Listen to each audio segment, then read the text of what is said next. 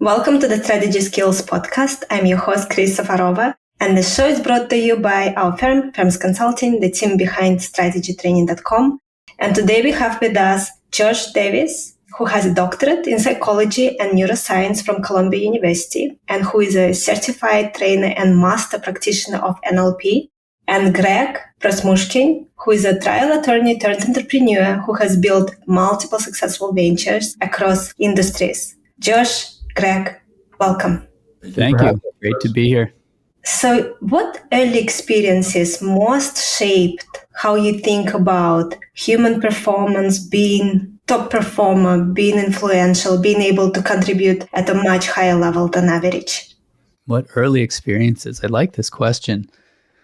You know, I'm reflecting back.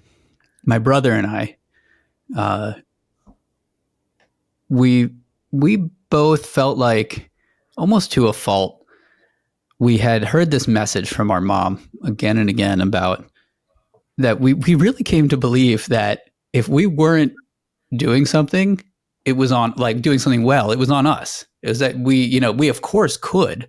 It's just we hadn't figured it out yet. And this had a plus and a minus. It was like we put ourselves out there and would try to do things that other people would say, well, what are you doing? And starting our own businesses and, as adults, but as kids, all kinds of things too, creative projects and so forth.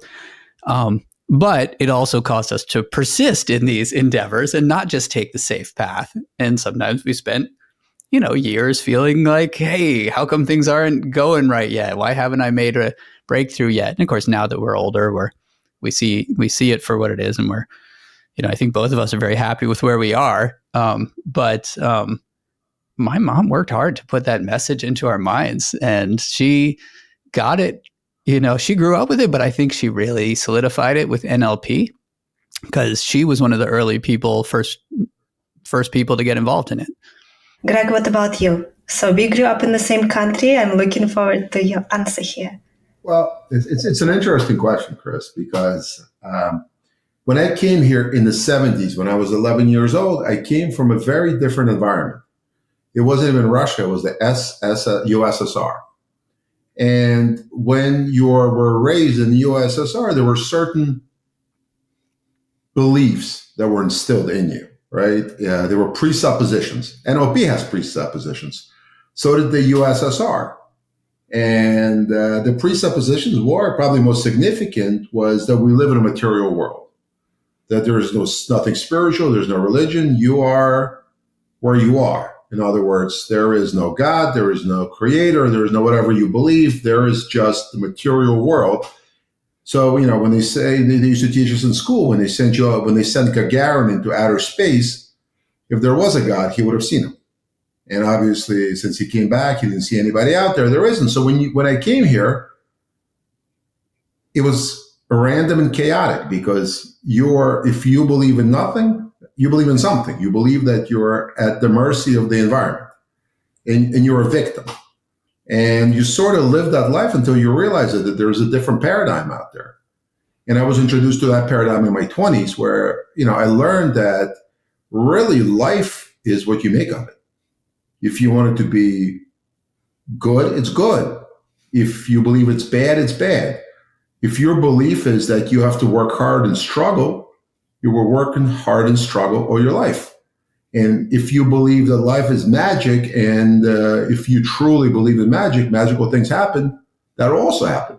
And that's what NLP is, really. NLP is the ability to incorporate certain beliefs and live your life with those beliefs. I mean, it's a part of it, but it's a big part. This is beautiful. I do a lot of practices, working on all kinds of blocks for myself all the time so that I can realize my full potential and help my clients as well. And I was doing a practice yesterday and I asked myself a question. What are you trying to prove to whoever, your parents, God, anything in the world? And it is so interesting, the answer to this question. If you're really going to your heart and you really pay attention, reveals so much about your life.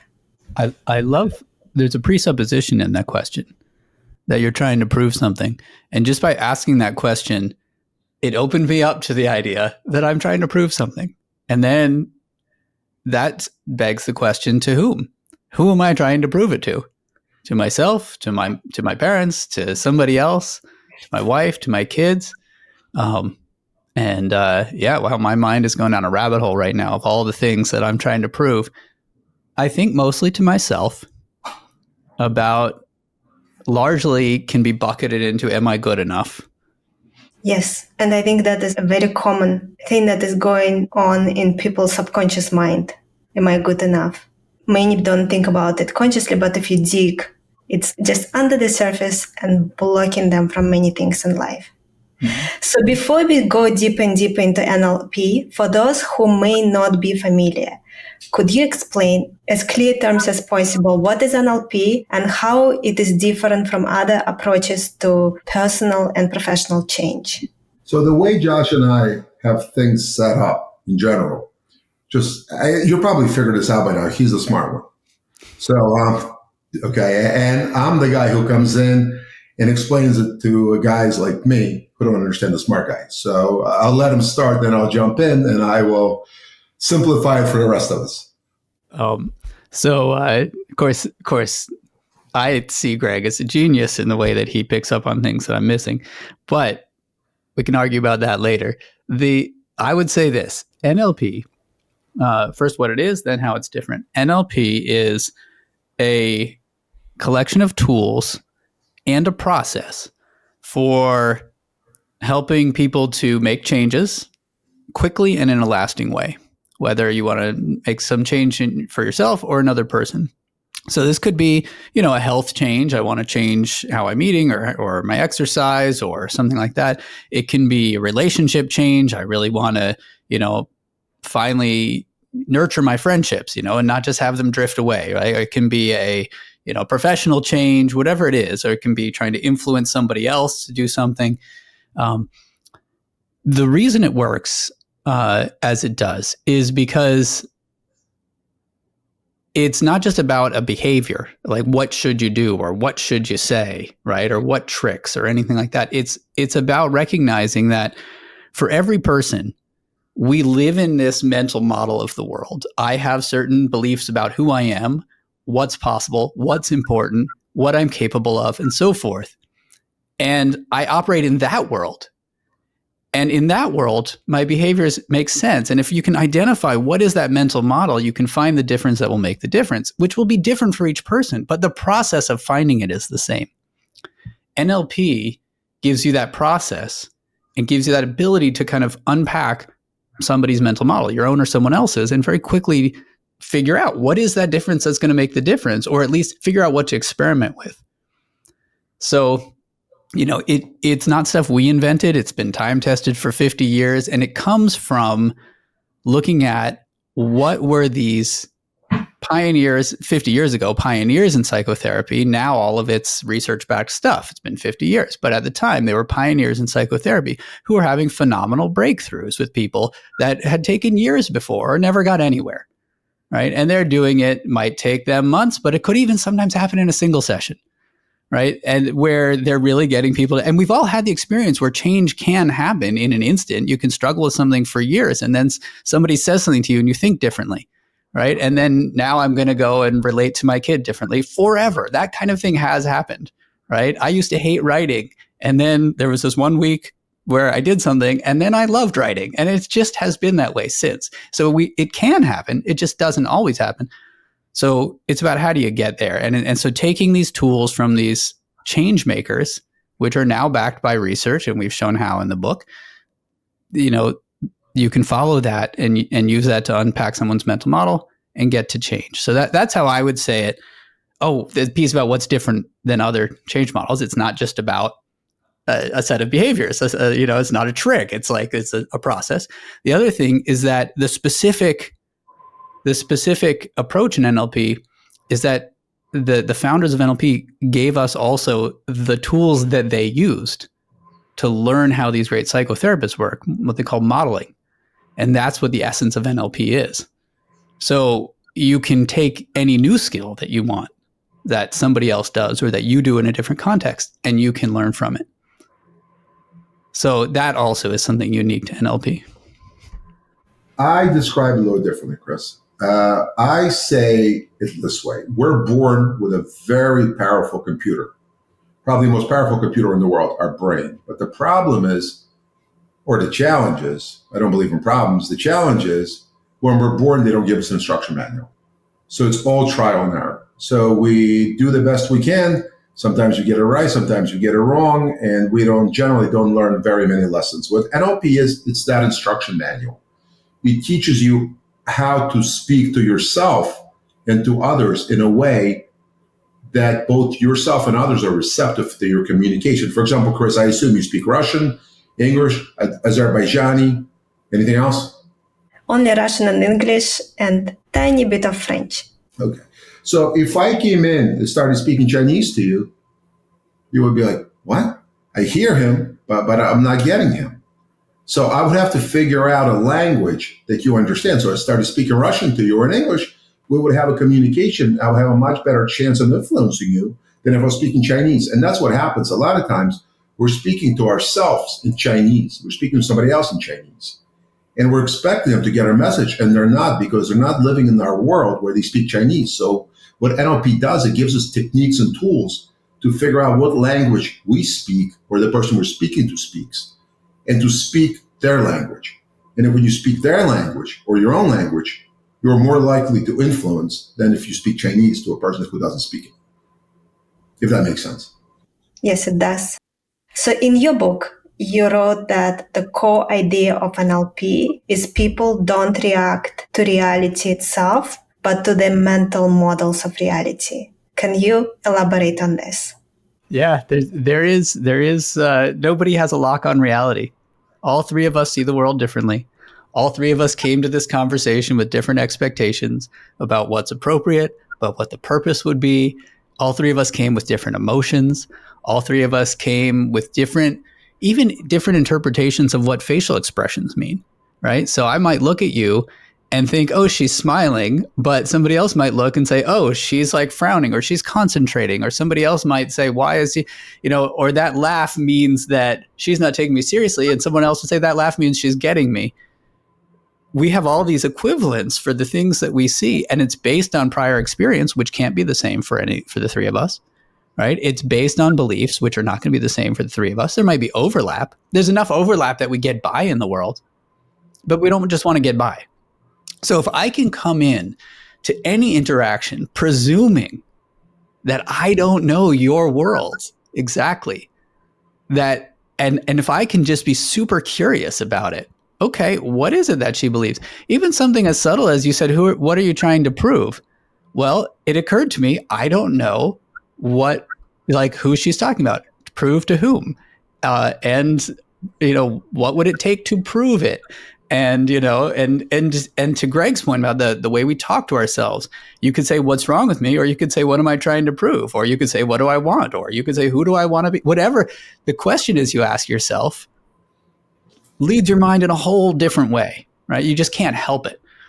And so the questions we're asking ourselves also creating a different reality.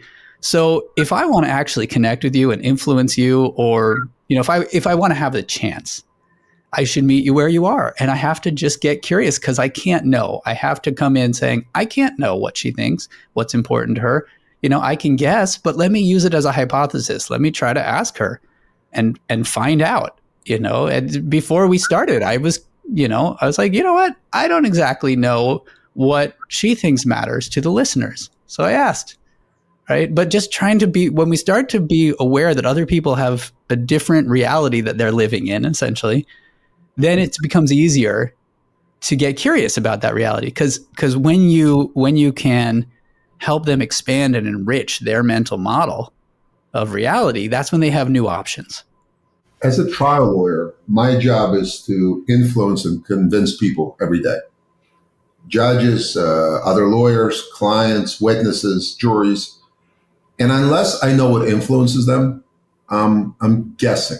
So I need to, it's not just everybody. Whether you're a consultant, you're a lawyer, you're a housewife, whatever you do, whenever you are involved in an interaction, the first step, you need to know what your outcome needs to be. In other words, when we did today's podcast, I'm assuming You wanted a good podcast with good guests that will interest your listeners and have them tune in and listen to us. We want it to be interesting and get our message across so people go out there and buy our book because it really is a good book. So, and Josh asked, he said, okay, Chris, what are your listeners like? So if we know what your listeners are like, we know what to talk about. For example, if your listeners are executives and people in the consultant world, if we go in there and start talking to them about how to sell a car, they'll be like, what the heck? We don't want to hear about this. This is not for us. So going back to what Josh said, NLP gives you the skill set to figure out where somebody lives and then come into their house and talk to them on their terms. So if I'm willing to bet if Josh spends 5 to 10 minutes with you, Chris, asking you some questions, he will understand your world and he will be able to talk to you in a way that'll be much more compelling and much more convincing than if he didn't know where you come from. So it's one of the first presuppositions of NLP. Everybody's map of reality is different. With the three of us, as Josh said, can go to a party, I can have a great time, and you two will be like, oh my God, this is the worst place I've ever been to. What is he doing? And the question is, what do we focus on? These are the questions we constantly ask ourselves. What do we focus on? What do we focus on mean to us? Because meaning is what we assign to it. So you could go to an event, and I can assign certain values to it. You can assign some values, and Josh can. And the three of us will assign different values, have completely different experience, and all three of us will be completely right. Nobody will be wrong. So if you go to a party and you have a horrible experience, for me to even have a shot of influencing you, I need to understand what it was that didn't resonate with you. And if I know that, I can start a conversation with Chris. I understand. And if I understand you, you're more likely to listen to me. And I think also one of the dangers I see with many people is they think they understand the other person. They are convinced they understand the other person, but the way they describe that person is completely not aligned with what this person cares about, believes in, how they behave, what are their intentions. So what are some of the key questions people should use to try to figure out the mental model of the other person?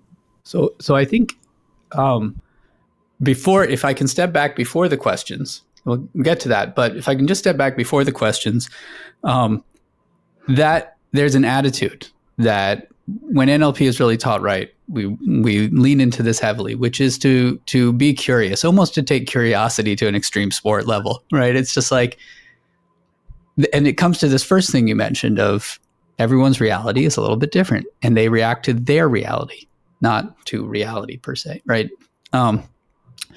So my goal is to have a shot at being heard. You can't manipulate someone. You can't get them to do things they don't want to do. It just isn't possible. And I don't think you should anyway, right? It's short term. It's not going to get you anywhere long term anyway. But what I do want is to have a shot at being heard. So for example, earlier you asked this provocative question about early life experiences and then another one about what are you trying to prove?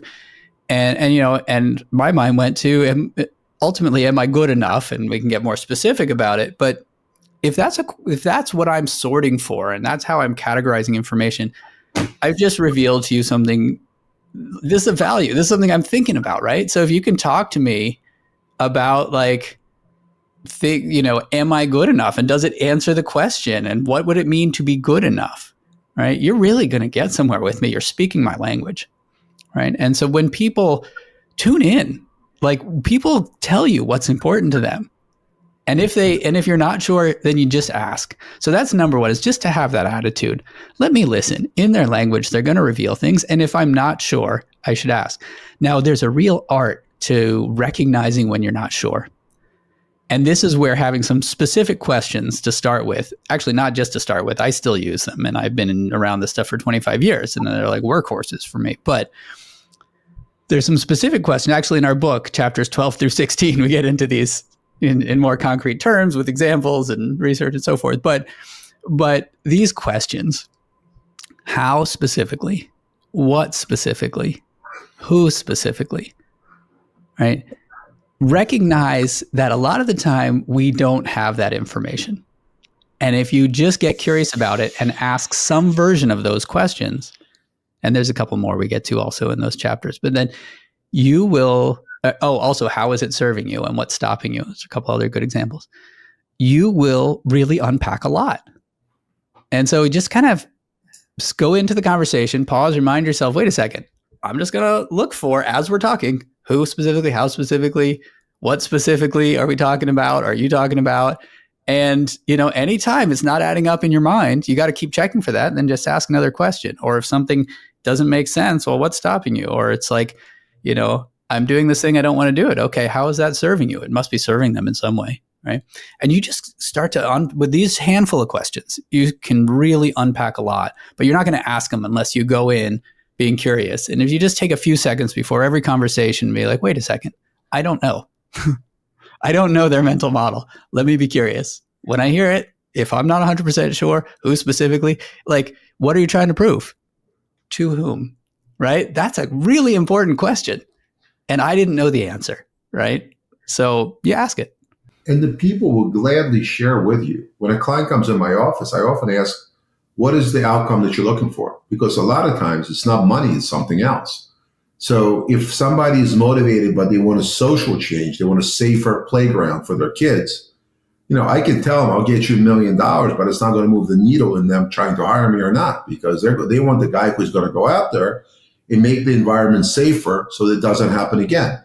And again, I think Josh is absolutely right. People want to share what they want. Unfortunately, oftentimes, like you said, Chris, we assume and we don't ask. And our assumptions are generally wrong. So I believe that, there is a concept in it's a presupposition really of NLP that says the meaning of communication is the impact on the listener. So what that means, it doesn't really mean a goddamn thing what you want and what you mean. It's what the other person hears. So it's incumbent upon us to say, did you hear what I think I meant? And if they tell you, no, I didn't, it's our job to get them to hear what we're saying. And that's really important because a lot of times we just say something like, oh man, he doesn't get it, and we move on, not realizing that it's our responsibility to make them get it, not theirs. Very true. And you mentioned a question, what is stopping you? That is such a powerful question. I just stumbled on it some time back. And what I noticed about that question, when I asked that question, because I was procrastinating on something and I was trying to understand what is going on here. And I kept on thinking, and then I asked myself, so what is stopping me? And as soon I saw what was stopping me, without even fixing that, just putting flashlight on that, the procrastination went away. Mm-hmm. This happens so often when you kind of just put a flashlight on the mental model. You figure out how the person is actually thinking, like what's the thing they're trying to serve, or what's the belief, or what's you just shine a flashlight on it. You don't need to be smart or skilled to fix it, right? It's just like, oh, okay, that's where we can make some changes. I don't need to limit myself in that way. Are you comfortable sharing what the specific example was? I don't remember the details. It was something about producing specific type of content, for a lack of a better word. And I couldn't understand why I was hesitating. And then I don't remember what was stopping me as well, because it was many years ago. But I remember as soon as I realized it, just putting flashlight on it was enough. It was no longer stopping me. Mm-hmm. That piece just needed attention from me. Just needed attention. Josh, listening to Chris, would you say she's a kinesthetic, auditory, or a visual person? Oh, you know what? I wasn't paying attention to that piece of her language. There's so much to pay attention to. What were you picking up? I think that you're a kinesthetic person, Chris. Am I right? Yes, I agree with you. But why do you think that? Because you are soft-spoken. You speak slowly, based on your breathing and your choice of words. And that's a shortcut to your listeners. You can determine what type of person a person is just by paying attention. Are they more kinesthetic, or are they visual or auditory? And kinesthetic means more in their body, more feeling. Auditory is listening, and visual is seeing. And if you're trying to influence a person, and you can determine their type. So I can talk to you all day long and say, Chris, do you see what I'm saying? Can you hear me? I may not get the same result of me saying, look, I feel what you're saying. Do you get the same feelings that I do? And I think it may resonate better with you than me using the other predicate. So I just think it's a shortcut your listeners can take in, is that if we listen carefully, we pay attention, we can build the bridge of rapport just by adopting just that little piece if the person is visual, auditory, kinesthetic. And let's just test that right now. I'm curious, Chris, did you feel like you were more on the same wavelength with Greg when he was using more of that kinesthetic body language?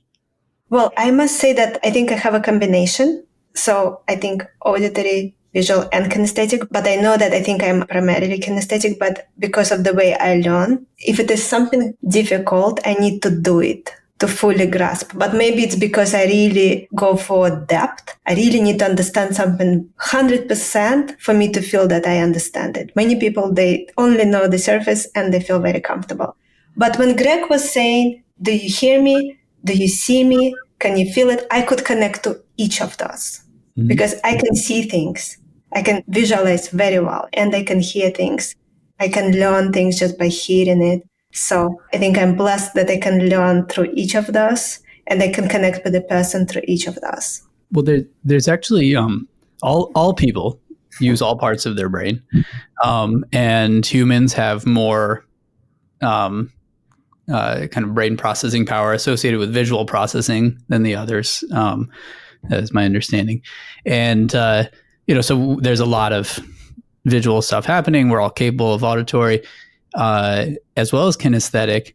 Sometimes we'll notice that a person, and this will change from conversation to conversation, it can depend on the topic, that they are using more language about, well, this is how I'm feeling. They tend to be looking down more, maybe connecting more with their body and so forth.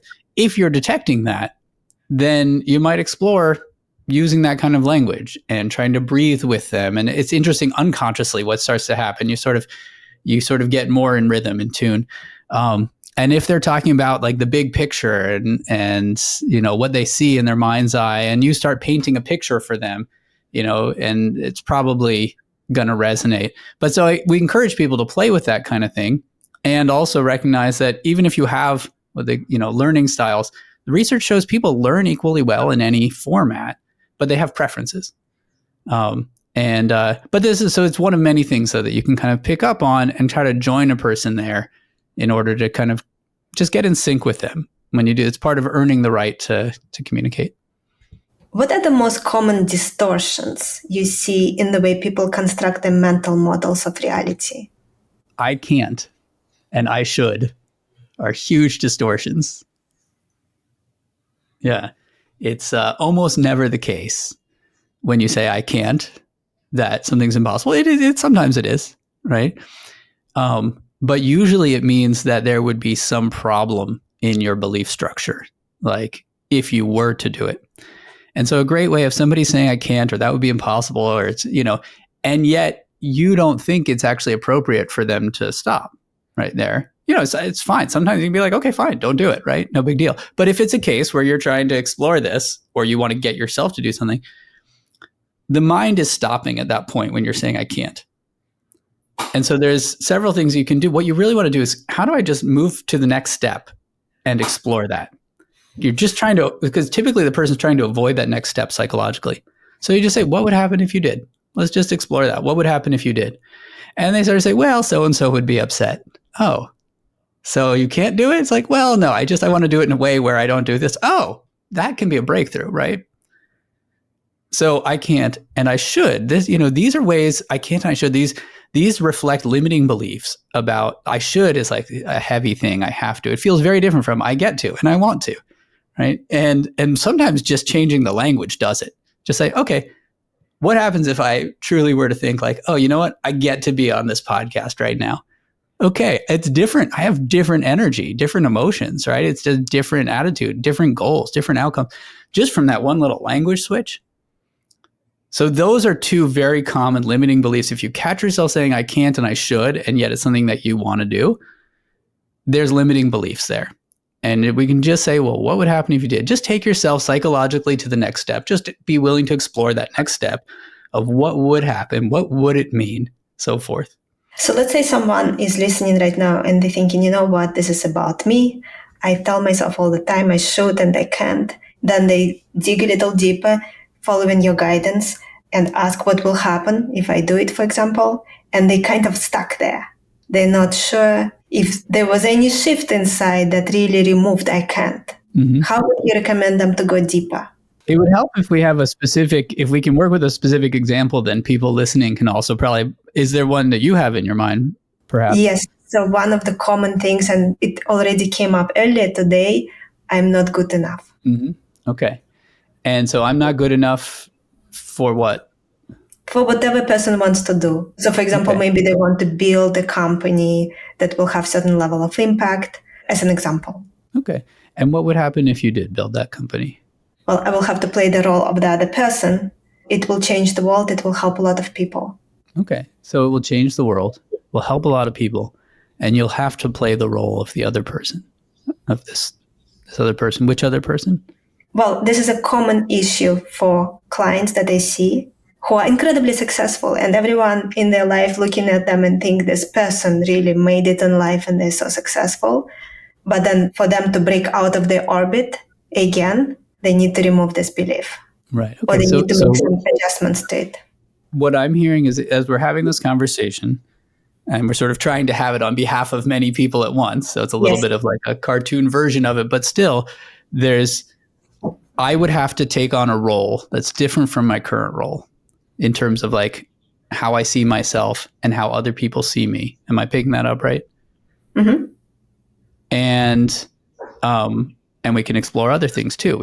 And what else would happen, right, if you did that? Or what would happen if you took on that role? And we might come up with, well, I'd have some financial uncertainty, right? Or I would, have to start over, or some people would see me as a novice, or some people would. And as we get into that, we just have this curiosity in mind of like, okay, who specifically would see you as a novice? How do you know they would see you that way? We're doing some mind reading. So how do you know, right? We can't know what other people think. Okay. And it's like, and oftentimes, and you might get to that point where you just say, why does it even matter? Right. Or you might get to a point where, you know what, I'm really concerned about what my wife thinks. And I'm going to go and ask her, what does she think of me doing this? And you might be surprised. Or you might find out some really important information that she does not want you to do this. Right. And find out why, and how do you serve her needs? Because she has a good reason for you not wanting to do it. So what happens is we tend to get specific as we get closer to our monster, right? And then it becomes something that we can really hold and solve. And as people break down, okay, what is it that I'm really concerned about? What would happen if I took that next step? Who specifically, and so forth? Then it starts to become easier to solve, essentially. And we could apply that question of what's stopping you too. It's another version of it is, how is it serving you? And so anyone listening right now who is thinking of taking a next step like this, how is it serving you? But thinking of taking that next step, but you're still feeling like I should do it, right? So there's some internal struggle about how is it serving you to not do it? And I think NLP deals with this elegantly on two levels. On the micro level, the way Josh just explained, and on a macro level as well. One of the before I say that, I think it's a fact. Most successful people suffer from imposter syndrome. Everybody. Me, you, Josh, at some point we just say, am I full of shit? Am I getting credit I don't deserve? Did I just get lucky? And that's a question a lot of us ask. And what NLP does, it also handles it on the macro level. One of the presuppositions that we invite everyone to adopt is, if it's possible for anyone in the world, it's possible for me. And once you have that belief, it's huge. And then you go to the next belief, is that I have in me what I need to take the next step. For example, let's say Josh and I want to be podcasters. So I may not know how to start a podcast today, but I can certainly go on Amazon and buy a book on how to start a podcast, or I can Google how to start a book. So if you have the belief that if anybody can do it, and I have what's in me to take the next step, then you go to the next thing in NLP that Josh talked about very elegantly earlier, modeling. If Josh and I spend 2 days with you, Chris, and we model and learn everything that you do if we ask you the right questions, we learn every step that you take along the way. Then if we do the very same steps, we may not be as successful as you are, but we're on our way to have a successful podcast. So I think it's 80% psychology and 20% mechanics. We have to adopt the belief, if anyone can do it, I can do it. And once you have that, all of a sudden you kind of take away a lot of the clause that the imposter syndrome sinks into you. Very true.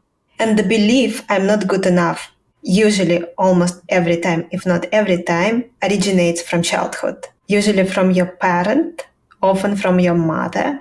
So do you feel that the exercises, the digging, is ever enough to actually erase that deeply ingrained belief that was there for decades? If you've held on to a belief since childhood, then at some point at least, it really helped you accomplish something that you didn't have a better way to accomplish. Maybe it motivated you to work hard. Maybe it got you to behave for your mother in a way that you got certain approving attention or some kind of attention you wanted. And now that you're a grown-up, you have learned many new things, many new skills and habits of mind, and you have a new identity, and you're a different person. And you may not need that belief anymore. You may have better ways to accomplish it. But that younger part of you is still kind of afraid.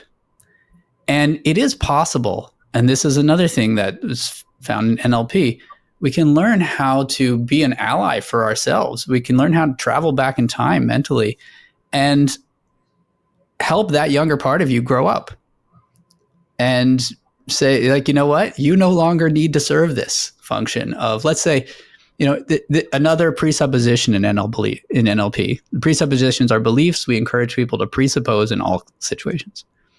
Another presupposition is that every behavior has a positive intention. So I'm coming in assuming that if you're saying I'm not good enough, that had a positive intention. It wasn't just to sabotage you. It was because probably it protected you, or it got you a certain attention or something like that, right? Or it made you work hard. Those are positive intentions. Now that you're old enough, you know how to keep yourself safe. You know how to motivate yourself. You know how to get the attention you want. You don't need that anymore. And it doesn't need to be done in the way that a scared child would do it. And so you can let that child be a child. We all have parts of ourselves that are children, right? That are playful. And you can take that over. And so it is possible to actually, you're not getting rid of the belief, right? You're honoring the importance of it, and you're allowing yourself to use these new tools to serve that belief. This is kind of a paradigm that you'll see again and again in NLP. If every behavior has a positive intention, then let's find the positive intention and let's find a better way to serve it. And for someone who has this belief, I'm not good enough, and I think so many of our listeners right now feel that it is something they struggle with, any additional exercises you could share that could really help? I would say let's invite people to do this on their own. If they have that belief, is to, and like you said, many of them will have it since childhood, to allow yourself, you may even want to close your eyes, to go back with that belief in mind. Let the belief kind of guide you to whatever your unconscious offers you as the first memory you have that's associated with that belief. And you may be surprised at what your unconscious mind brings up. And that's okay.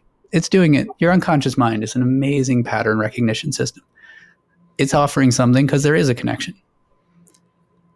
And you can trust yourself, trust your unconscious mind as you go back, whatever those early memories are, earliest or early, and you may want to find another memory too. And you can explore, how old are you at that time? And you can, with kindness, turn towards that part of yourself and thank that part of yourself for showing up to this conversation. And let that part of yourself know that you really do know there is a positive intention here. And go ahead and ask, what is your positive intention for me, for us as a whole? And just be open to what comes up. It may help to step into the perspective of that younger self. You can do so right now.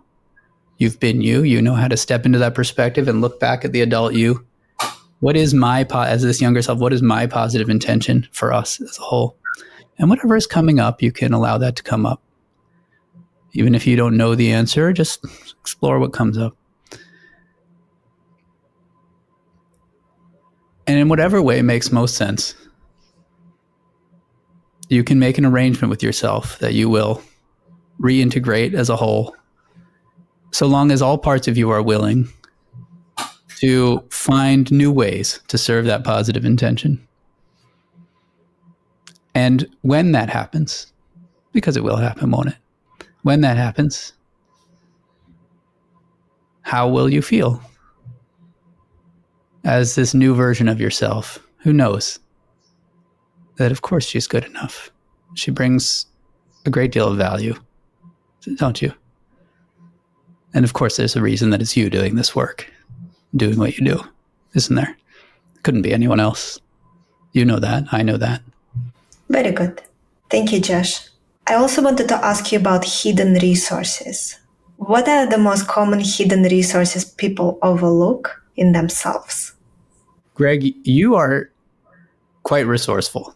I often feel stuck, or I'm like, wait, how are we going to do this? And I start diving right into logistics, and then you snap me out of it. How do you do it? What are those? I think how is the enemy of getting anything done. I truly believe that. I think most people get hung up on the how. How am I going to do this? And what that does is it kind of discounts our abilities. I think the better question to ask is why? Why do I want to do this? There's a saying, if the why is strong enough, the how will happen. So again, I don't have a classic background of psychology, I'm not a neuroscientist. I'm just a guy who fell in love with NLP at an early age, and I've used it to my benefit in law, in businesses, in writing this book with Josh. And when Josh and I talked about writing this book, listen, I'm not an author. He is, I'm not. And now. Well, I am now. And, I never thought I'd be a USA Today bestselling author, but here we are. And, when we talked about writing this book, Chris, we never talked about the how. We talked about why. First, we talked about the what and then the why. The what was we needed to write an NLP book. It was initially for lawyers, but then we've shot it back and forth and decided to make it a little broader. But then the why. Why is the book needed? And we came up with a lot of compelling reasons why the book was needed. And once our psychology was on board with the why, the how just happened. We said, okay, I'll just start writing. And we were just writing for the trash can, I think, initially. And at some point, Josh said, why don't I send it to my agent, Giles Anderson, great guy, by the way, props to Giles. And he sends the manuscript and he's like, dudes, I love it. This is great. This is exactly what the market needs. So I think people get too hung up on the details about the hidden resources and things like that. I think anytime anyone wants to do anything, they just have to have a big why. Why? And if you have enough reasons, your subconscious actually will push you forward to get it done. The how will happen. So this is not, I'm sure you were looking for something, a little more scientific, but that's the best way I can answer about hidden resources. Is they're hidden and we don't necessarily need to know what they are, as long as we give ourselves the compelling future that we push ourselves forward to. Now, you have a belief, though, which is that we have the resources within us to take Correct. the next step at all times. That's always true. So all I have is already within me. We have all these resources. You have at times been creative. I know everyone has. You have at times, had righteous indignation. You have the ability to take perspective. You have the ability to learn. You have the ability to work. It's all in there. It just may not be applied in these contexts or in these ways, right? And then, there are many ways to tap into it. And Greg has always kept us focused on the why. Let's wrap up very quickly because I know we are running out of time for our great discussion on this very important topic. Maybe we can wrap up with, from each of you, how NLP helped you the most in your life. What was the most profound specific tool that helped you and the change it created for you? For me, the most profound specific tool is modeling. And that's something we teach people how to do in the book.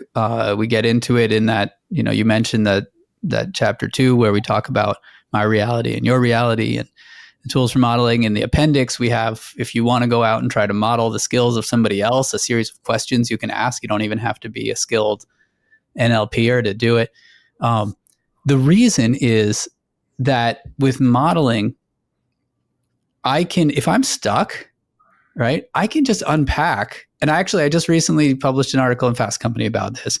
Teach me how to do it wrong. Teach me how to fail. I can unpack what exactly it is that you would need to do to fail just as I fail, because I'm recognizing it's a strategy based on a set of beliefs and an identity and those things. And if I unpack all these pieces, it's going to be very clear what to do. Right. So this skill of modeling, and if I want to learn skills, if I want to learn skills from Greg, if I want to learn skills from, import resources from one area of my life to another. So it's led to breakthroughs in, how I, show up for my wife. It's led to breakthroughs in how I parent and how I can let things roll off my back that bother other people. It's led to breakthroughs in being able to write and to love writing. It's led to me starting my own company. It's led to, it's just like, what has it not led to? So modeling is the essence of NLP for me. And it's, that's where the magic is. I agree with Josh, but for me, it's a little different. For me, it's being taken out of victimhood. Most of us, when something doesn't go our way, blame 3 things. We blame events, we blame other people, or we blame ourselves, right? By the limiting beliefs that we have. I'm not good enough. I'm not athletic. I'm not a good reader. I'm not good at math. I'm not good with numbers. And that gives us excuses just to live in victimhood because, it's my parents, it's the way, it's my boss, it's my girlfriend, it's my wife, it's my husband, whatever the case will be. But if you adopt the 2 beliefs, which I encourage all of us, include all of your listeners to adopt, and we just talked about them, if it's possible for anyone, it's possible for me. And all I need is within me already. So if anybody can do it, that means I can do it, and I have it in me to do it, then I can pretty much do anything, short of play basketball for a professional basketball team at 57. But other than that, I think, at 56, Josh is a little younger than I am, but at 56, I became a best-selling author, which is, I didn't think that was going to happen. I lost about 40 pounds in the past 2 years. And at one point, when I was in my 30s, I said, you know what? I like drinking. I like eating. I'm never going to be in good shape. My lifestyle is just too unhealthy. And then I said, well, you know what? If it's possible for others, it's possible for me. And I have what I need to take the next step.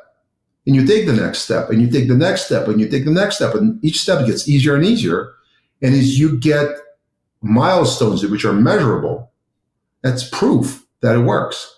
And once you get proof, it gets easier and easier. So for me, NLP is a science of self-empowerment. It takes us out of victimhood, and it says, you know what? The world is your oyster, man. You can do whatever you want with it. Just follow the steps that others have laid out. You don't have to create anything. Nothing Josh and I talked about, which is crazy, is ours. We have created none of it. We just took something that was created 50 years ago by really smart people, like the best in their fields. And what our claim to fame is, we've simplified it to a point where a non-clinician, just a regular person, can read the book and say, that's how you do it. Thank you, guys. Where can our listeners learn more about you, buy your book, anything you want to share? NLPdifference.com.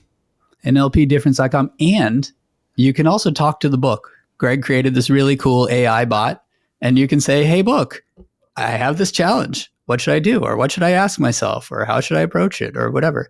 And you can talk to the book. And so it's a companion to the book. But go play with it now and see what you think. and buy our book on Amazon. Yeah. Yeah. So the book's available on audio, Kindle, and in print. And very soon. Oh, actually, no, I think it has now come out also in overseas as well. But in the book, here's how to get when you come to the reflection questions and we say, hey, think of a situation in your life like this. Even if you're out jogging or driving, just pause it for a second and think about that. Have that in mind. Ask yourself those questions. That's all it takes to apply it. That's how the magic happens. Right. And then, and if you like to write, there's space in the back where you can write your answers to these questions too. But, doing that reflection is all you need to do to apply it and all you need to do to be able to then use it again after reading the book.